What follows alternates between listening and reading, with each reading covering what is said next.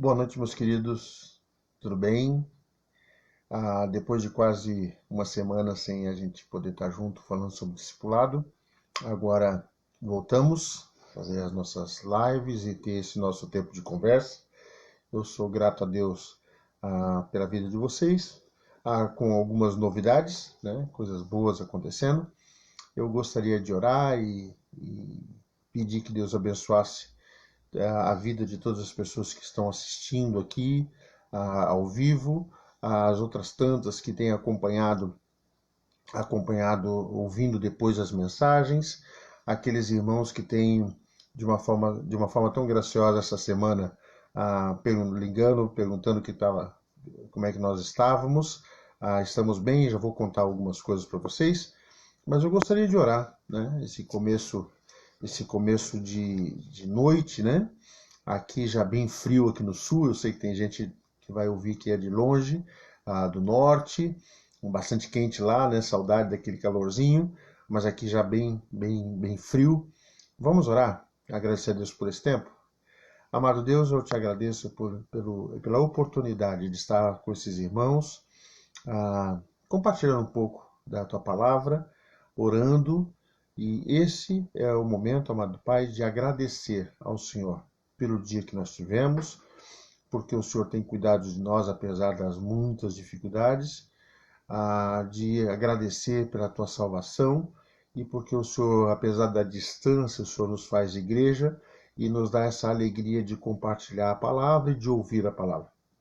Abençoa meus irmãos onde eles estiverem, ouvindo ao vivo, e ouvindo isso depois, mas que de uma forma muito especial o teu Espírito Santo ministre ao coração de cada um segundo a tua boa vontade. Te agradeço em nome de Jesus. Amém. Queridos, as novidades são que eu e Marisé já viramos Paliocense. Essa semana, isso foi o motivo da gente não ter as nossas lives.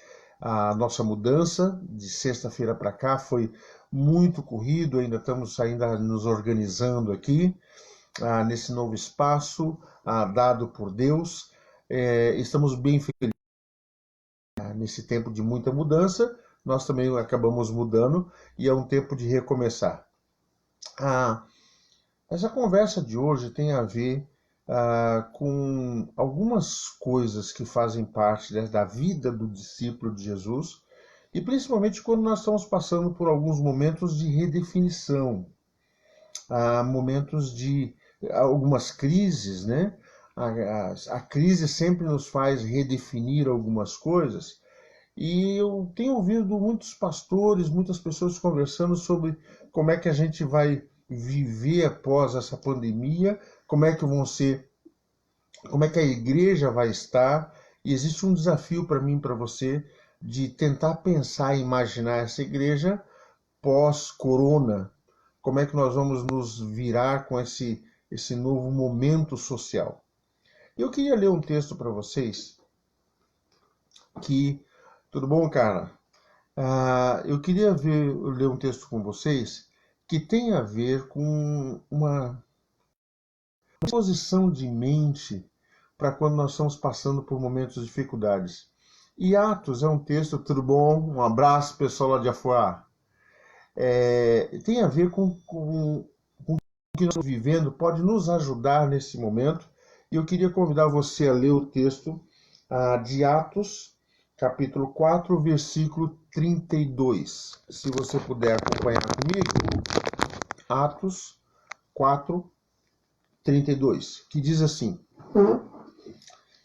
da multidão dos que creram, uma era a mente e um coração. Eu estou lendo esse texto aqui na tradução da UNVI. Isso aqui tem até uma música, várias músicas, né? Mas música que fala sobre isso. Da multidão dos que creram, era só um coração. No meio de um país tão dividido e de uma igreja dividida, eu creio que esse texto fica cada vez mais relevante para mim e para você. De pensar qual que seria o nosso coração nesse momento, como é que nós deveríamos estar. E esse texto aponta para duas coisas bastante importantes. Da multidão dos que creram, uma era a mente e o coração. E ele aponta duas coisas que eu e você podemos estar focados nisso. Primeira coisa, ninguém considerava unicamente uma coisa, ninguém considerava unicamente sua coisa, coisa alguma que possuísse, mas compartilhava tudo que tinha. É interessante nesse tempo que a gente está vivendo de tanta divisão, e agora que a gente vai se reunir de novo, as igrejas estão começando a ter alguns movimentos, da gente sondar o nosso coração se nós temos uma mente só com a nossa comunidade e até que ponto que essa comunidade é disposta a ser solidária. É uma palavra que nós, infelizmente, nós não usamos muito na igreja. O aspecto da solidariedade, de fazer com que aquilo que nós temos, aquilo que nós possuímos, aquelas coisas que nós levantamos durante a nossa vida, sejam compartilhadas. Ter um coração não é somente você ter reuniões juntos, mas é você compartilhar coisas uns com os outros, aquilo que Deus tem te dado. E é muito interessante nesse texto que uma das expectativas de ter um só coração é você ter um coração solidário que compartilha. Eu acho que essa vai ser uma característica muito importante da igreja que vamos ter agora, dessa igreja que vai voltar a se reunir. Eu fico assustado com o número de as notícias que a gente ouve de pessoas desempregadas, não só notícias, de pessoas perto da gente, que eu tenho conversado, que têm perdido o seu emprego, que estão sem expectativas. Hoje eu falando com um pastor muito querido, e ele fazendo uma série de pregações, e ele falando sobre esperança. Agora essa esperança também, ela se concretiza na atitude que nós temos uns com os outros.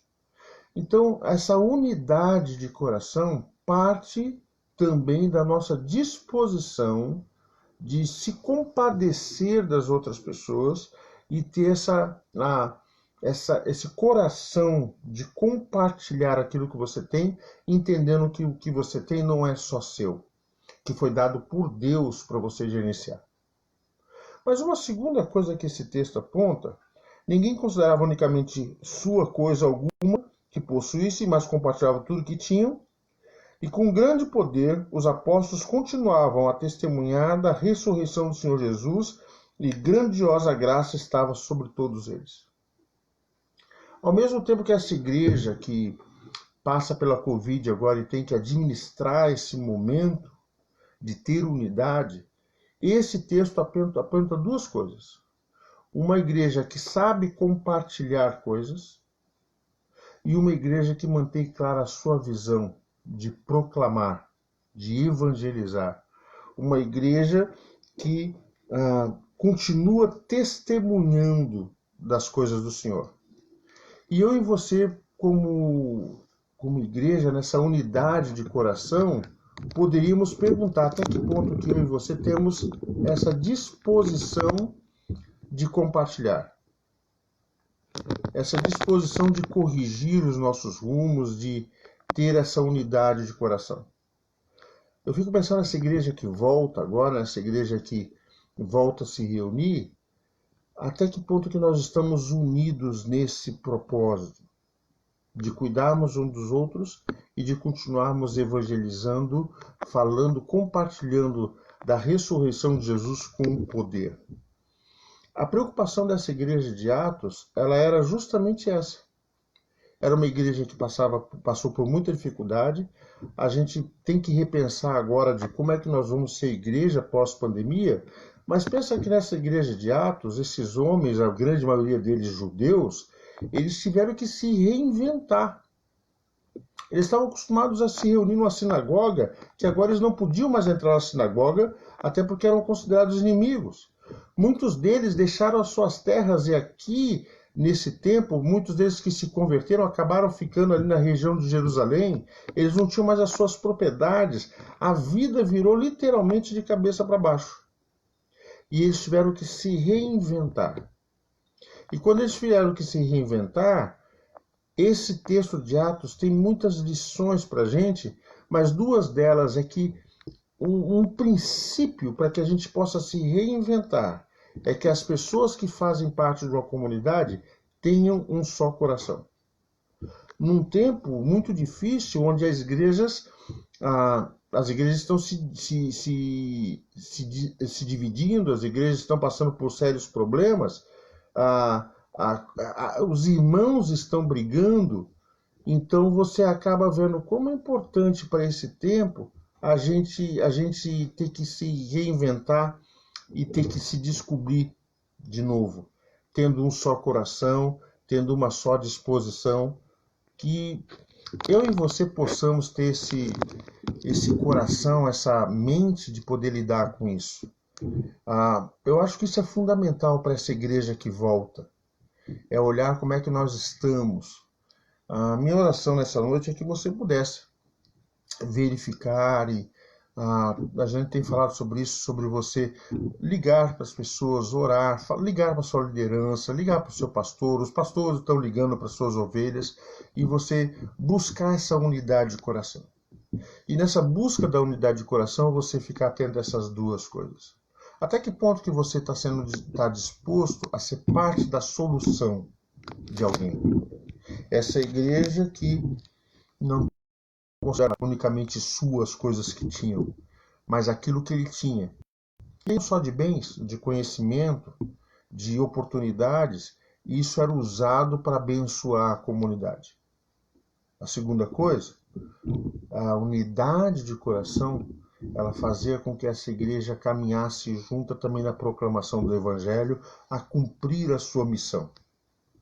Eu queria muito pedir a Deus que Deus te abençoasse, que Deus continuasse nos usando para sermos de fato uma comunidade, termos um coração na forma que nós cuidamos uns dos outros e na forma que nós cumprimos a nossa missão.